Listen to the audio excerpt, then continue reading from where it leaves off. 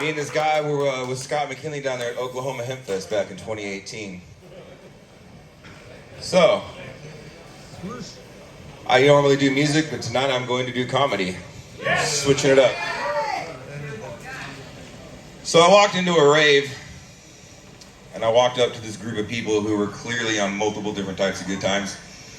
And I walked up in a very frantic kind of like, I need help. I was like, excuse me, please help me. I need some help right now. And they're like, well, what's wrong? I'm like, look, I took mushrooms like an hour and a half ago, and I just need you to be real with me right now. Are my arms growing smaller? Because, I mean, you guys saw me when I came in here, right? Like, I'm an arm wrestler, and I'm a bodybuilder, and now I feel like my arms are trying to shrink up inside my body and tickle my soul. They didn't know what to say.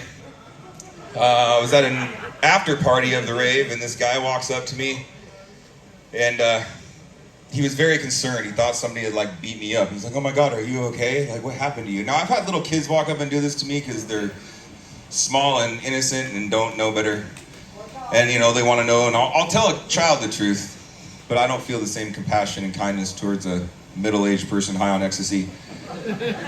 So I told him the real truth. I was like, "Look, I was born with a physical condition called arthrogryposis. I was born with my arms backwards, my intestines out of my stomach. I wasn't expected to live, but by the grace of God, here I am." The guy proceeded to look at his hands and just started to cry and went and sat in the corner. I'm pretty sure I ruined his Molly journey that night. He just sat there crying, wondering what the fuck led him to be in this room, which was, I was kind of wondering that too, like, why am I sitting here in an ecstasy den with this motherfucker?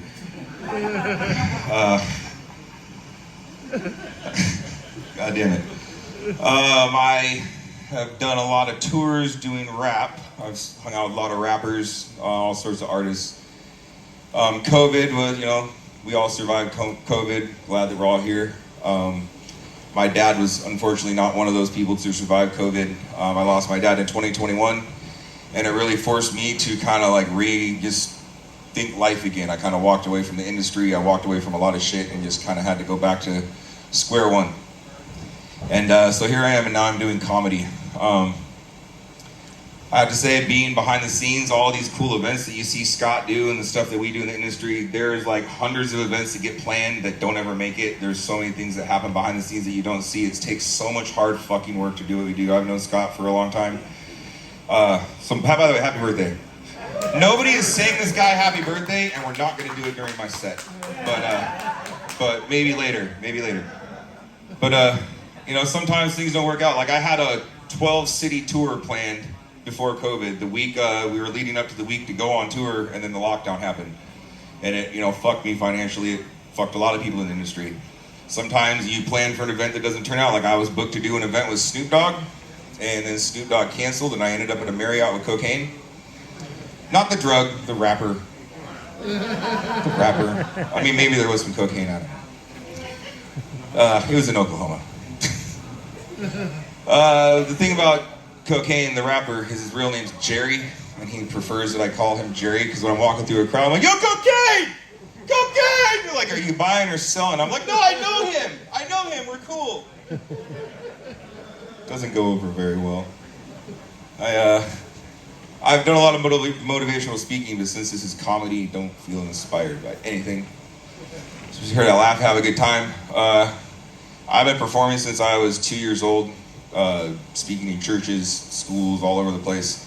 Along the way, the police department was very inspired by my story, and they decided to bring me around to speak at schools for the DARE program. You guys remember the DARE program? You guys remember what DARE stands for, right? Drugs are really enjoyable, or something like that. I don't know. So they take me to school and be like, "This is Timmy." I'll be like, "Yeah." "Timmy has a disability, but he doesn't let that stop him." I'm like, "Yeah." "Timmy doesn't do drugs." I'm like, I don't know what they are yet, but they totally showed me. Thank God they showed me.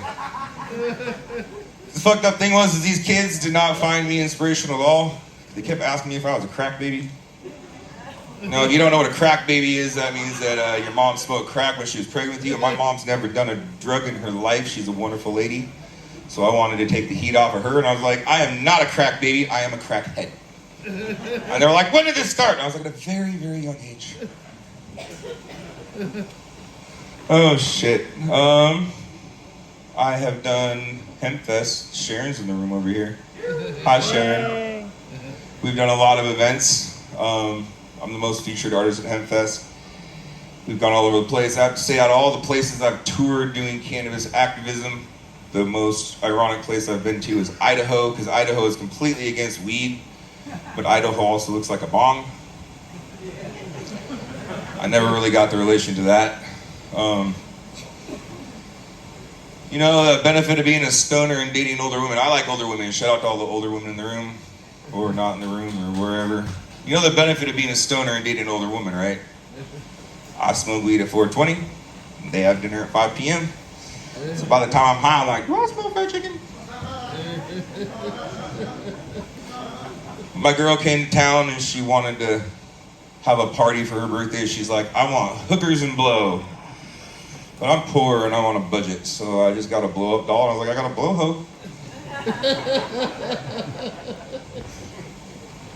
So I heard somebody say that they worked at Burger King. I applied to work at Burger King, and they told me I couldn't make the food fast enough. So I just started selling weed, and half those employees started giving me their paychecks every month. Like real shit. I used to sit in the manager's office and we would sell those special onion rings. And then the manager came in and caught me. He's like, I told you not to do this shit here. And he kicked me out. And then like 30 minutes later, he's like, can I still get that eighth? And I was like, I'm going to have to charge for delivery. Another job I had, I worked in a newspaper. And I was the distribution manager. So part of the job is we go out on the routes. And if you cancel your newspaper subscription, we come and get the mailboxes that we stick the papers in. So I'm on a route taking these boxes down, and somebody called the cops thinking that I was stealing the mail, which is a federal felony, which means when the cops respond, they respond with guns drawn. So now I'm pulled over by the cops going, driver, put your arms out of the window. Now to add a little clarity to this, my left arm is severely more damaged than my right arm. So I have to use my right hand to hold up my left hand. So, driver, put your hands outside the window. What is in your hand? My hand! Put down is what is in your hand. Put your hands back out the window. Put down what's in your hand. It's went on for like 30 fucking minutes. They finally come up to see what I'm doing. And they see that I have like 500 newspapers in the back of the car. They're like, why do you have all these newspapers? Like, I have amnesia and I really like to read. Oh, shit. What else do I want to tell you guys? This is a dark joke and somebody told me not to tell this joke. And then somebody said, you should totally tell this joke, so fuck it, we're going to do it. This is a little suicide trigger warning though. So people seem to look to me for inspiration or something, like, you know, you have disability, you're so inspirational, which makes me wonder, like, who am I supposed to look to? Like, people with no arms? Like, I go to the hospital, the amputee ward, like, you guys are all winners, just keep reaching for the star. Oh, I'm sorry. My friend broke his arm and he had he had the brace on and he was just complaining about how life is so difficult to live for 6 weeks with one broken arm. He's like, Timmy, I don't know how you would do it. If I had arms like you, I'd probably kill myself. I looked at him very seriously and I said, do you know how hard it is to try to kill yourself with arms like these? I tried the rope, but I couldn't fucking tie that shit. I tried the gun, but I kept dropping it. I thought I could do drugs and overdose, but I found I got tiger blood and Charlie Sheen calls me for advice. All right, that's my time, y'all. Thank you.